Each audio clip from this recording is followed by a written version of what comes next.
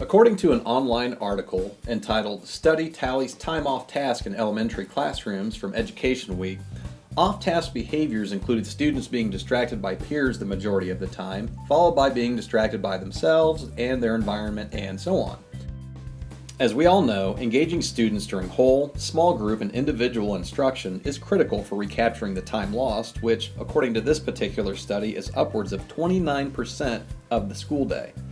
As we focus on recapturing potentially 20 to 30% of off-task time, we can direct our efforts on vocabulary, prerequisite knowledge for upcoming skills and standards, aligning time on task with our countdown calendars for grades 3rd through 5th,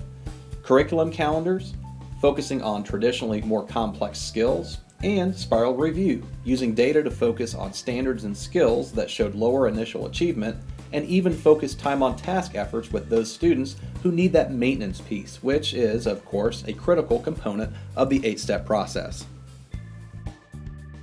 Let's look at some examples of what I'd like for you to consider today using our district's common curriculum calendars.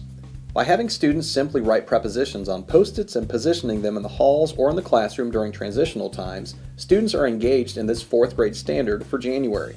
They are up and about, they're moving, they'll have to use higher order thinking to explain their positioning of the prepositions as well as their classmates in agreeing or disagreeing with those placements. This is short, sweet, and simple, and we're regaining that instructional time that we may have otherwise lost.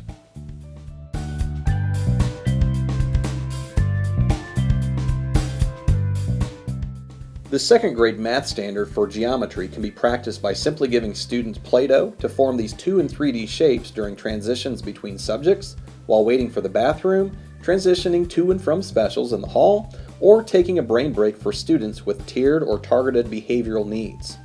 They can also be given an iPad to take pictures and classify shapes that they encounter in the classroom, in the hallway, or the entire school environment.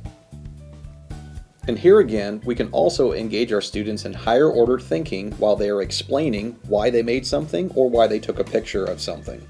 as can their classmates. Not only will we reclaim lost instructional time and enhance student learning, but just think of how this will also affect our students who contribute to the 45% of distractions of their peers if we engage those distractors.